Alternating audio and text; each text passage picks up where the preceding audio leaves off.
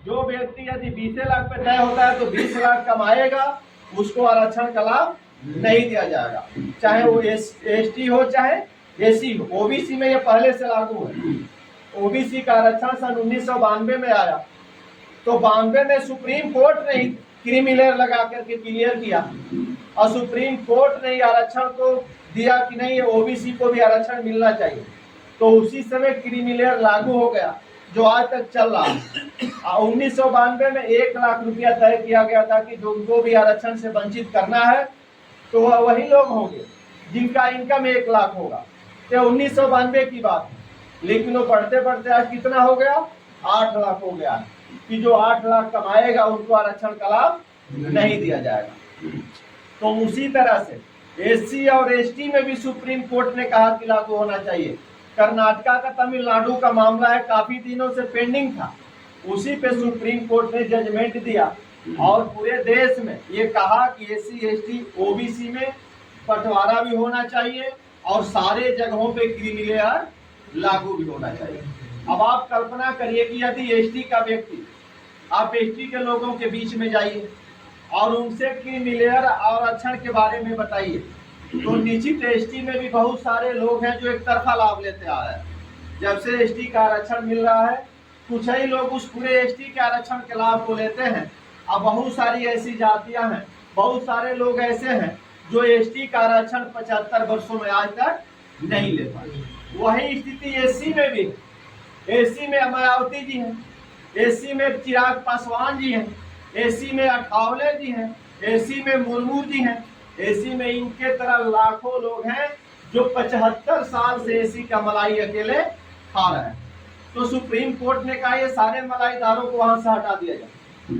Supreme court ने कहा कि इन सारे मलाईदार लोगों को वहां से हटा दिया जाए और जिनको 75 साल से मलाई नहीं मिल पाई है उनको मलाई खाने का अवसर दिया जाए। तो यदि आप एससी के लोगों में भी जाएंगे तो एससी के लोगों को भी, यदि जैसे माननीय राम प्यारे भारती जी इस बात को समझ रहे हैं कि आईएएस का बेटा आईएएस हो जा रहा है, जज का बेटा जज हो जा रहा है, विधायक का बेटा विधायक हो जा रहा है, सांसद का बेटा सांसद हो रहा है, मंत्री का बेटा मंत्री बन जा रहा है, लेकिन राम प्यारे का बेटा विधायक जज कलेक्टर कब बनेगा, जब वो यहाँ से हटेगा, वो इस सीट को खाली करेगा। अभी इस देश में जितने सांसद हैं उन सारे सांसदों को रोक लगा दे जाए, क्रीमिलेयर लगा करके कि अगली बार आप में से कोई एससी कोटा से सांसदी का चुनाव नहीं लड़ेगा। तो आप बताइए कि उनके जगह पे कौन आएगा? गरीब, जो कमजोर है, एससी का जो कमजोर है, चाहे वो किसी भी जाति का, चाहे चमार जाति का हो, चाहे पासवान जाति का हो, चाहे धोबी जाति का हो, चाहे डोम जाति का हो, चाहे जिस जाति का एससी का हो, जो कमजोर होगा वही फिर सांसद बनेगा, विधायक बनेगा, उसको अवसर मिलेगा। लेकिन 75 साल से हो क्या रहा, जो विधायक है उसी का बेटा विधायक बन जा रहा, जो मंत्री है उसी का बेटा मंत्री बन रहा, जो जज है उसी का बेटा जज बन रहा, जो आईएएस है उसी का बेटा आईएएस बन रहा, जो पूंजीपति है उसी का बेटा पूंजीपति बन रहा।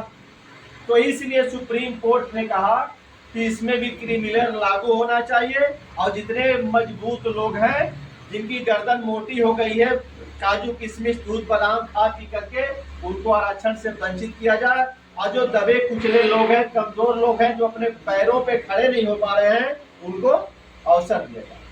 तो यदि एससी के लोगों को भी आप चाहें तो जोड़ सकते हैं इसमें। राम प्यारे भारती जी ने उसी एजेंडे पे आपके साथ कहा कि नहीं, आपकी लड़ाई सही है। ये विगत 20 साल पहले की लड़ाई है, जनता क्रांति पार्टी की आज की लड़ाई नहीं है। सन 2004 से ये लड़ाई चलती आ रही है, जिसके लिए आप सारे लोग जानते हैं कि आंदोलन भी हुआ है, धरना भी हुआ है, प्रदर्शन भी हुआ है, जेल भी लोग गए। उसी पे सुप्रीम कोर्ट ने आज आपके पक्ष में जजमेंट फैसला भी दिया कि ऐसा होना चाहिए। लेकिन वही लोग विरोध कर रहे हैं जो 75 साल से मलाई खा रहे हैं, वही लोग विरोध कर रहे हैं जिनको लाभ मिल रहा है। बाकी लोग चुप हैं जो जानते नहीं है। ये लोग जो लाभ लेने वाले लोग उनको बरगला रहे हैं। तो इसके लिए जनता क्रांति पार्टी राष्ट्रवादी प्रतिज्ञाबद्ध है और जनता क्रांति पार्टी राष्ट्रवादी इस आरक्षण को बंटवाएगी और क्रीमिलेयर भी लागू करवाएगी। इस पे हमारा स्टैंड क्लियर है, इसीलिए हमको शक नहीं है। अब मैं जहां भी बोलता हूं, जहां भी बैठता हूं, अब क्रीमिलेयर की बात होती है, बंटवारे की बात होती है, सुप्रीम कोर्ट की बात होती है। बहुत सारे लोगों ने कहा कि सुप्रीम कोर्ट में पुनः इस पे विचार होना चाहिए। लेकिन बहुत सारे निर्णय ऐसा आता है तो वही लोग कहते हैं कि सुप्रीम कोर्ट पे हमको भरोसा है, कोर्ट पे ही हमको भरोसा है, कोर्ट नहीं होता तो हमको न्याय नहीं मिलता। आज वही लोग कोर्ट का विरोध कर रहे हैं, किसके लिए? स्वयं के लिए। उन कमजोर लोगों के लिए नहीं विरोध कर रहे हैं, जो गरीब लोग हैं उनको लिए विरोध नहीं कर रहे हैं, जो आज तक लाभ नहीं ले पाए उनके लिए विरोध नहीं कर पा रहे हैं। तो इसीलिए जनता क्रांति पार्टी ने यह तय किया है कि अब आंदोलन होगा, धरना होगा, प्रदर्शन होगा और जनता के बीच में जाकर के सुप्रीम कोर्ट के आदेश को और लाभ और हानि को ये जनता के बीच में बताया जाएगा। तो इसी के लिए हम लोगों ने कार्यक्रम तय किया है, निर्धारित किया